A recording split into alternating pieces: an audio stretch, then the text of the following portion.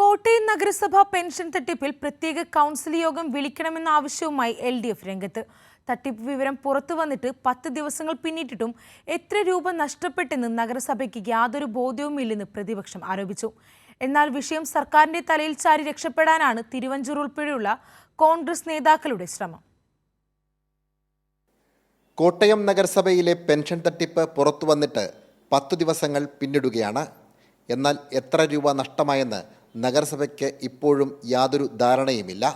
ബന്ധപ്പെട്ട ഫയലുകൾ പൂർണ്ണമായും കണ്ടെത്തിയിട്ടില്ല. ഈ സാഹചര്യത്തിൽ പ്രത്യേക കൗൺസിൽ യോഗം വിളിച്ച് വിഷയം ചർച്ച ചെയ്യണമെന്നാണ് പ്രതിപക്ഷത്തിൻ്റെ ആവശ്യം. അപ്പോൾ ഈ വിവരങ്ങൾ സമഗ്രമായിട്ട് പൊതുജനങ്ങൾക്ക് അറിയാൻ അവകാശമുണ്ട്. ഈ നാട്ടിലെ ജനങ്ങളുടെ നികുതിപ്പണമാണ് ഇതുപോലെ കൊള്ള ചെയ്തുകൊണ്ട് പോയത്. അപ്പോൾ ഇതിവിടുത്തെ ജനപ്രതിനിധികൾക്ക് ഇതുമായിട്ട് ബന്ധമില്ലാത്ത ആളുകൾക്ക് അതുപോലെ തന്നെ പൊതുജനത്തിനും ഒക്കെ ഈ കാര്യം അറിയണമെങ്കിൽ എന്താണ് യഥാർത്ഥ വസ്തുത, എന്താണ് നടന്നത്, എന്ന് വരെയാണ് ഈ തട്ടിപ്പ് നടന്നത്, ആരൊക്കെയാണ് ഇതിൻ്റെ പുറകിൽ, എത്ര രൂപയുണ്ട് കൃത്യമായിട്ട് എന്നുള്ളതൊക്കെ പുറത്തു വരണമെങ്കിൽ ഒരു സ്പെഷ്യൽ കൗൺസിൽ വിളിക്കണമെന്ന് LDF രേഖാമൂലം ആവശ്യപ്പെട്ടിട്ട് ഇതുവരെയും അതിനൊരു മറുപടി പോലും കിട്ടിയിട്ടില്ല എന്നുള്ളതാണ് വസ്തുത. എന്നാൽ വിഷയം സർക്കാരിൻ്റെ തലയിൽ കെട്ടിവെച്ച് കോൺഗ്രസ് ഭരിക്കുന്ന നഗരസഭയെ വെള്ളപൂശാനാണ് തിരുവഞ്ചൂർ രാധാകൃഷ്ണൻ MLAയുടെ പരിശ്രമം.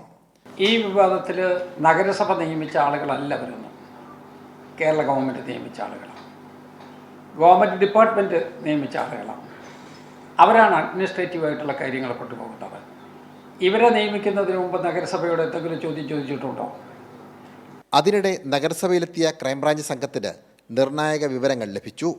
ആഗസ്റ്റ് 5 വരെ പ്രതി അഖിൽ വർഗീസ് കോട്ടയം നഗരസഭയിലെത്തി പെൻഷൻ ഫയലുകളിൽ ഇടപെട്ടു. CCTV ദൃശ്യങ്ങളടക്കം അന്വേഷണ സംഘം കണ്ടെടുത്തു.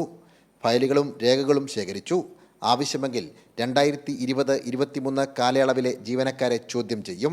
അഖിലിനെ പിടികൂടുവാനുള്ള ശ്രമവും അന്വേഷണ സംഘം ഊർജിതമാക്കിയിട്ടുണ്ട്. സനോജ് സുരേന്ദ്രൻ, കൈരളി ന്യൂസ്, കോട്ടയം.